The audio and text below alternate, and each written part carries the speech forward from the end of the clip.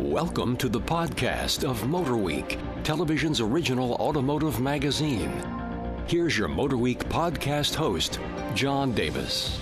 Well, hello, everyone, and welcome to our 31st podcast for MotorWeek. I'm John Davis, and joining me today in Studio C is our road test producer, Brian Robinson. Thanks for inviting me, John. It truly is a pleasure. Didn't I tell you to be here? Our head writer, Shamit Choksi. Hey, John, how are you? And our associate producer and jack of all trades, Ben Davis. Lucky number 31. Good to be a part of it. Okay. Today we're going to cover our annual Driver's Choice Awards. Now, MotorWeek's been on the air for 29 years, and this is the 28th presentation of our list of the best of the year. Now, very simply, the way we pick the best award winners, and we do it in a lot of different categories so that you really have a choice depending on what your needs, is we pretty much lock ourselves in the office and battle it out until we come up with a group of winners. And we call it our Driver's Choice winners because to be a finalist for each of the categories, you have to be above average to start with. It has to be a vehicle that we've recently tested, and then it's which vehicles we like to drive the best with the eye on economy and on price. So we're trying to pick vehicles that are, for the most part, practical for the most families. With that said, we're going to kind of do this round robin. I'll talk about a category in the winner, and we'll get comments from our group on why they voted for it or why it should be a winner. Best small car for 2010, the Mazda 3. Why? I think it just has a lot going for it. I mean, it's fun, it's practical, it looks nice. I mean, we all have questions about the big smile up front, but aside from that, it's just a good overall car for the everyday driver. Yeah, I think the Mazda Speed 3 was a big part of the reason we named it our best small car. It's a jack of all trades car. You know, we really get to a small car. There are a lot of small cars that are very good out there, but this one just does more for the driver. You just, right out of the box, Mazda's level of performance hardware is above everybody else for the price, anyway. Mm-hmm. Okay, moving on to number 2, our best family sedan, the rebirth and redesign of the Ford Taurus. Big car, much bigger than Taurus has been before. Very big, very practical. I was just in one a few weeks ago when we were on a shoot in Georgia, and going into it, I was kind of not really regretting the decision, but couldn't really remember why we picked it. But just after getting in it and just remembering seeing the interior of it and the way it drives, good choice. And, of course, the SHO edition this year, or the bringing back of, we should say. The show definitely, with its EcoBoost twin turbo V6, puts a different slant. I mean, it's very exciting to see what this company is doing on the rebound. Ben, any comment? Sharp-looking car, especially in darker colors. It looks downright sinister. It's a great car. Speaking of cars that have great performance, BMW 3 Series won our best sports sedan. I guess no surprise. Yeah. But there's a big reason that we picked it this year, and that is the new model, the 335D diesel. Turbo diesel performance, which is really amazing with all that torque, great economy, and still a BMW 3 Series. Yeah, you pretty much summed it up. With the diesel, it's a lot of performance. This one may be a surprise to some folks. Our best luxury sedan, not a name we've, I think, ever given. Well, we may have given an award to this brand before, but I can't remember. Buick LaCrosse, the new LaCrosse from Buick. Yeah, this is Buick making its big comeback, too. I mean, they kind of blew everybody's minds with this one. I think the young and the older generations are all sort of like, if all you're about this thing. If you're not used to getting into a Buick and saying, wow, what is it that made us feel that way about this car? Ben? Just a tremendous amount of effort went into making this car more appealing to a younger buyer, more sportier buyer. It's not a hard car to look at. It's a gorgeous car. Beautiful, definitely styling. I think it says something about this segment, though. I mean, last year we gave it to the Hyundai Genesis. This year to a Buick. So, if you're like the big 3 German, luxury makers, or, you got work to do. Everybody's catching up, and they're doing it for a lot cheaper price. Boy, that's a great comment. Best convertible. Unusual because this is only a 2-seater, but Nissan 370Z Roadster. What made it stand out? Performance? I mean, it's so fun. I mean, it's the 370Z Coupe without a top. I mean, you took one of the world's best sports cars and you just took the top off. Right. But that can really screw up a car design. It didn't here. I didn't think there was very little compromise to that. I would think Brian Robinson would have something to say. Yeah, on very solid. It's one of those cars you get in and you just immediately want to take the long way home to work. You don't, want to spend as much time as you can. And I like the fact that they put a soft top on it, so you have a practical trunk space. Best sport coupe, Chevrolet Camaro. Well, here we go again. Yep.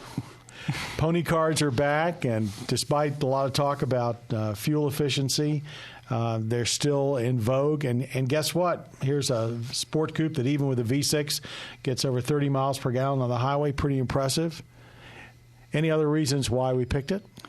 I think out of all the pony cars, this one had the most electricity around it, and that electricity seemed to linger longer. I must say I was a little surprised because I remember when we first saw the concepts of the car, I was left a little cold by the styling. But, boy, it turns heads everywhere. It still does. Yeah, it still does. Best performance car, the Audi S4. A little bit different for us for a pick for a performance car. German sports sedan. Such a piece of art, though. I mean, we've had comments, what's the difference between best performance car and best sport coupe? Well, obviously the S4 is a sedan, but this car doesn't have, it's not rear drive. It doesn't have a big V8 in front. It's just an incredible piece of work. Well, that was one of the changes. They went from a V8 last year to a supercharged 6, and it's torquier, it's faster. And it's more efficient. Yeah. It's to 60 in the mid-4s, and it's beautiful. Just the overall design of the car, the Audi's interiors are so nice. It's going to be hard to top that one. A car that's been in the news a little bit, best eco-friendly Toyota Prius, third generation.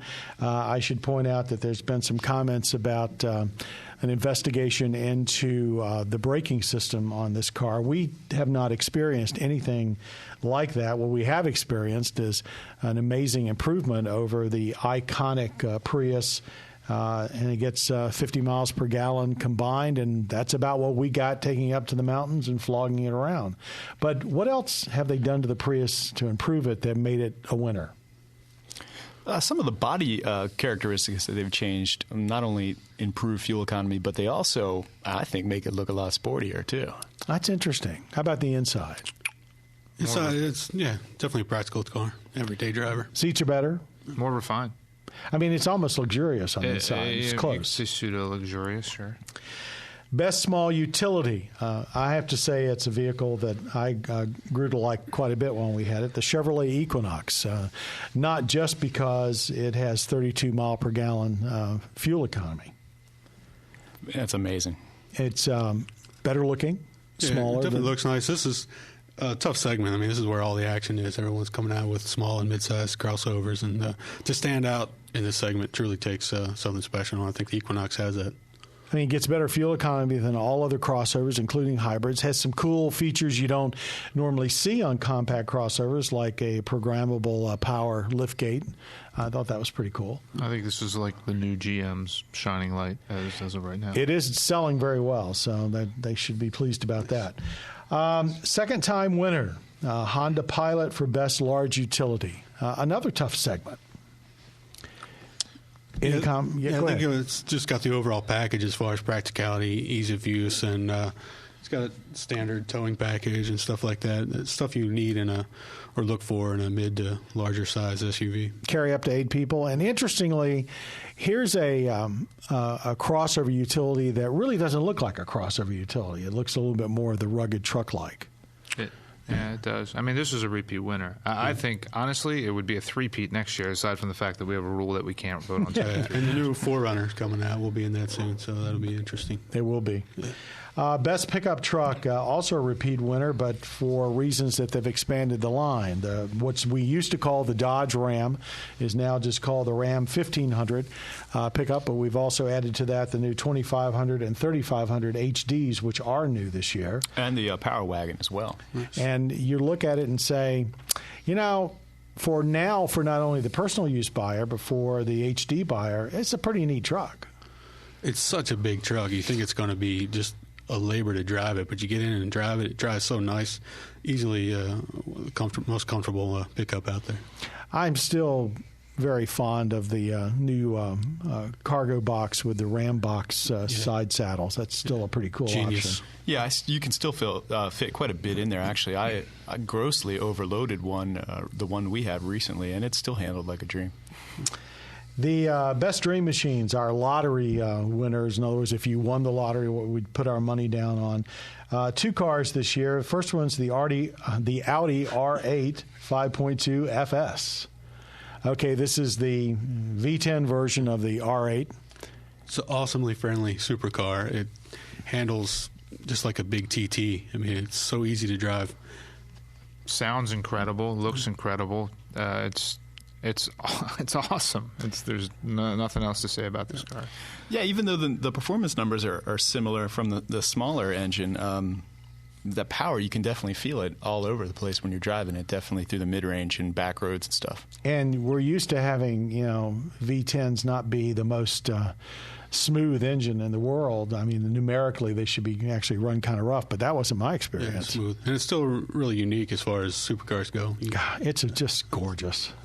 Just talking about head turners, that really is it. I'd say it, but that car should give Ferrari and Lamborghini a real run for their money as far as style, at least, if not exclusivity, too. Our other winner, another gorgeous piece of work, the Mercedes-Benz SLS AMG, the rebirth of the Gullwing. Haven't gotten to drive one yet, but they do look pretty cool. And that motor, I know that motor has been in some other AMG stuff, so looking forward to getting behind it. It is a great car to drive. It's like a golden age car, too. It's like a throwback, It's throwback, but totally modern. Totally modern, right. Gorgeous machines. Okay, here's our best of the year. We don't have a drum roll, but I guess we could have Michelle ring the bell. Okay. Our best of the year winner is a category that we basically reserve for, of all the vehicles that we've picked in their individual slots, if we basically pick one that we say represents the best automotive effort of the year, what is it? This year, it is our best eco winner, also won best of the year, and that's the Toyota Prius. And for all the reasons we stated before, but I think also we have to add to that, it just sets a new benchmark for comfort, performance, and efficiency all rolled into one. But if you were going to basically tell someone, guys, why we picked it, what would you say? I mean, aside from the obvious that everybody knows, it's green, it's 50 miles to the gallon, it's great for the environment, and those are things that appeal to people. This thing is now a bona fide family sedan. I mean, this thing it's a little bit larger than before. It's larger, it's more comfortable, it's well conceived. For a third generation, this is a true third generation car. They've really worked it to the point where it is now come of age. Anybody else? It just does what it does so well. I mean, it all comes down to me just practicality and of use and amazing fuel economy you can't get anywhere else. Ben? Just with pump prices, they could get scary again, and that would be mine. A lot of new technology in the car, too. I mean, it's, the solar panels you can get for the roof to make sure you have ventilation even on hot days. There's a lot of clever things to the car. 3 different driving modes. It's pretty awesome. Okay, let's move on now to our lightning round, where basically the group here will have a couple of minutes before Michelle rings the bell and we get the hook to share our opinions on a topic. And our topic is Toyota.